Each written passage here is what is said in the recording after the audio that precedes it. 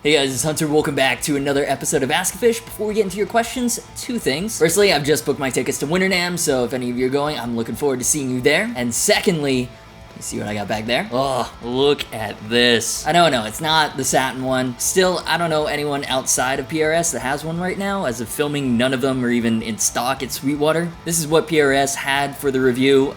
I think it's still pretty cool. I mean, I guess Mark Holcomb probably has one as well, but you know what I mean. So yeah, I'll try to have the review up later this week. Make sure you're subscribed and you got notifications turned on. I've been hearing that they're not working so well again, so make sure you've ticked all that way you don't miss it. Actually, there is a third thing. I don't know if you guys know this, but this is actually ASKgufish episode 69. Grow up. Do me a favor, and if you're enjoying this video at any time, make sure to hit the like button. That actually really helps out. And with all that said, let's just jump straight into your questions. The BC Rich website is up. Final thoughts? Holy shit, they've finally only just gone and done it. The new BC Rich lineup is here, the website is finally up. Okay, it's still a little broken, but it doesn't matter because the internet is hyped. Let's take a look. I mean, okay, let's calm down a bit first. If you saw last week's video, you've been following the Reverb listings, honestly, there isn't that much new to talk about. We basically knew of all the new models that are coming out, but let's do a quick recap. They basically got 4 series, 3 of them are import, 1 is their USA handcrafted line, which includes their 50th anniversary models. I'm not really gonna talk about the last one, they're just out of my price range and out of what I like to focus on for this channel. I like to focus on the import lines because honestly, that's what I can afford. So anyways, we've got the Legacy, the Extreme, and the Prophecy series. And there are a lot of new models. 1 for the Prophecy, 6 for the Legacy, and 11 for the Extreme series. For those of you sports fans keeping score at home, that comes to a whopping total of 18 new launch models, and all with neck through construction, may I add, which is super cool. And bases, that's not something that we saw from the Reverb listings. Well, more accurately, base. There's just 1 for now. There's a landing page for Legacy series bases, so I guess that's in the pipeline for the future. The single base is a signature model for Chris Kale of Five Finger Death Punch, which I have to say makes total sense, and well done BC Rich for securing that deal. Waiting to see if we get a Zoltan signature now. But I am not a bassist, so back to the guitars. We'll start with the Exotic series because it is like by far the main bulk of the new lineup. Every single one of these models comes with Fishman-Fluence modern humbuckers. They've got the clarity, they've got the tone that I like. Hell yes. There are 5 confirmed launch shapes: the Mockingbird, the Warlock, the JRV, the Warbeast, which I'll be honest, I had no idea was a separate shape to the Warlock, and the Shreddzilla in either 6 or 7 string forms. All of them have abalone binding on the body and the neck, as well as an abalone inlay on the 12th fret, so they make a big visual statement. Alright, we already knew that from the previous pictures and Reverb listings and blah blah blah, but we've got new information on the necks. Alright, so they've gone with something they're calling a Shreddzilla Ultra Slim Contour, and interestingly, even if the rest of the guitar has a gloss finish, the necks will be satin for extra speed. That's very cool. I'm a fan of that. And if I had to guess, the Shreddzilla Ultra Thin is going to be something like an extra thin C shape. Then Macassar ebony fingerboards with 14-inch radii and extra jumbo frets. Also comes with a Graphtec nut, strap blocks, D'Addario NYXL strings, although it doesn't look like a hard case or even a gig bag is included. All the same, love the direction on paper. It looks very similar to a lot of the other modern spec guitars that I'm used to playing, but with like a BC Rich twist. There were prototypes on Reverb of 8 strings, if I remember correctly. If not, I'll just cut that line out of the video, because f it. But I guess they didn't make it into the final initial lineup. It's also interesting, apart from the Shreddzillas, there aren't any regular hardtail or string-through modern takes on the classic shapes. For the Mockingbirds, you get a choice of either Evertune or Floyd, but for the Warlock and the V, your choice is Floyd or Floyd. Then the Prophecy series. I'm not sure it counts as a series so far, since there's only 1, but we move. It's the Shreddzilla Z6 Prophecy Exotic with a Floyd Rose. From the website, it looks to be very similar feeling to the Extreme series, with the same neck and fret specs, although it's got a maple board and a carved burl top. Again, I complained about this with the Dean Zielinski website. If the carve in geography is a big thing that sets this guitar apart from the rest of the lineup, why aren't there pictures showing that? Like, you don't immediately see it, you have to read it from the specs, which is kind of ridiculous. Anyways, I'm not a huge fan of all the abalone, but for whatever reason,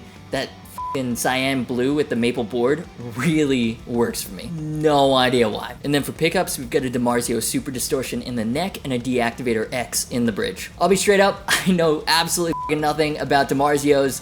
Is that good or bad? And the last in the series is the more traditional, you know, the more subtle Legacy series. At launch, we've got the double neck Bitch, the Stealth, and the Mockingbird. Wait, hold up a minute. Where's the 10-string bitch? Okay, so hopefully that one's coming later. I hope they didn't drop it completely because that's the Legacy Series guitar I was most curious about. Regardless, these have the same neck shape as the Extreme Series. It's hard to tell from pictures, but it doesn't look like the necks are satin. They'll be gloss. Another difference, instead of the 5-piece neck, these are 3-piece maple like on the Chapman Pro Series guitars. And the last big feel difference, at least from what I can tell from the website, is the frets. These will be jumbo on the Legacy Series as opposed to extra jumbo on the Extremes. So modern, just not ultra modern. Now while the Extremes were consistent with the pickup choices, like Fishman Fluence, modern and everything, the Legacy Series is a bit more random. While the Stealths have a DiMarzio Deactivator X and Super X2N combo, the Floyd Mockingbird has dual deactivators,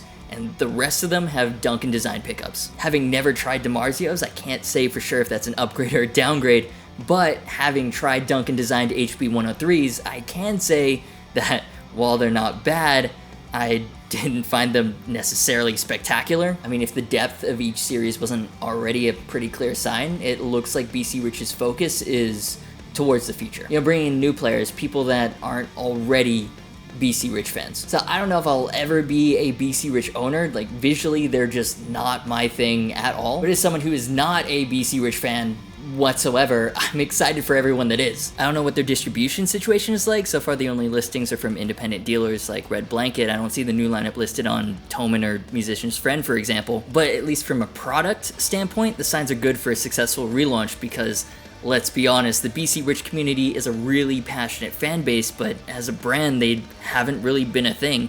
They've been out of the mainstream discussion for a while. They've kind of taken the Gibson playbook of multiple series, trying to capture the past while also looking to the present for inspiration, but done it better, or at least more exciting, in my opinion. Like when I look to some of the guitars that Gibson has classified as modern, like the Les Paul Jr. Tribute DC, for example, it's definitely one of my favorite current year Gibsons, but modern?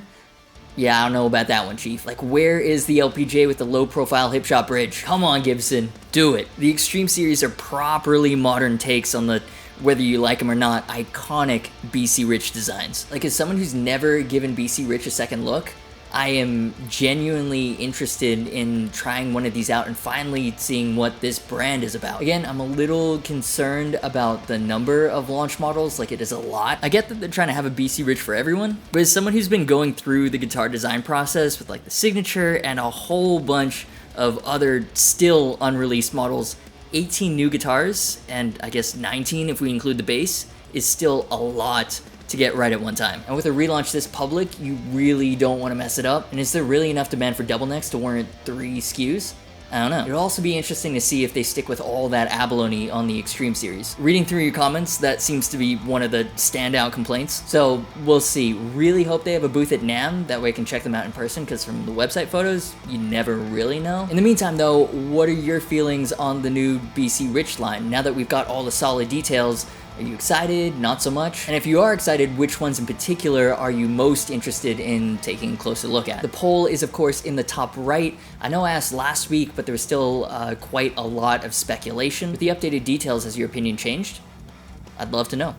Another great video, but have you considered getting a sponsorship with a brush/comb company? Blah! Haven't found one that's up to the task. And speaking of sponsors, this is actually a conveniently great time to talk about D'Addario, who have been so awesome with sponsoring this and previous Ask-a-Fish episodes. I'm sure by now you guys who've been watching my channel the last few weeks can tell me all about their new extended life XT series strings and how they employ high carbon steel wire as well as D'Addario's thinnest and most durable coating yet, while at the same time feeling just like normal premium strings. You tell me that in addition to the electric sets, there's also acoustic, classical, bass, mandolin, and even banjo sets. Then you'd say that links to more information as well as to Thomann or Sweetwater are in the description if I wanted to try them out, which you highly recommend I do because you think I'd love them, or something like that, right? That was really confusing to say. Point is, the strings are great, D'Addario's great for supporting the guitar community. Check them out. And while you're reading all about the technology behind the XT strings, you can feel extra good about yourself knowing that you're directly helping me stay alive to create this and more content. Did you see Dave Mustaine sold all his Deans? Alright, so this is pretty funny. So the basic story behind this is that Dave Mustaine put up a bunch of gear for sale on Reverb, and that included a large number of his Dean guitars. People are pointing to this as evidence that he's leaving Dean for Gibson. To me, it just looks like a storage locker he didn't need anymore, seeing as the auction included an Ethernet switch. I guess used by Dave Mustaine justifies the $45 shipping. Anyways, there were like 20-something Dean guitars up for sale, I think, and within minutes, one dude had bought all but 2. I believe the Brits have a phrase for this: top-notch shithousery. Did he really need all of them? Probably not. As someone who really isn't into Megadeth, seeing how angry some people got, I found it funny. I mean, I love a Tulamon, but Mustaine wrote that on a Jackson anyways. And it turns out the guy is a super Megadeth fan. He owns a studio over in Essex and is making these guitars available for other people to play and record music with, rather than become museum pieces. I mean, cool. Fair play. Now, if this had been a Hetfield auction, though, please don't do that when the Hetfield auction happens. I want one. Thoughts on the new Fender Ultra series? Just watched Ola England chug away on the new Telecaster, and it sounds awesome. Like your Michael Kelly 57 Burl Ultra awesome. Yeah, Tellys are surprisingly good for the chugs, aren't they? I don't know, something about the bridge pickup of a Telly, when you run it through a ton of gain, it sounds fucking awesome.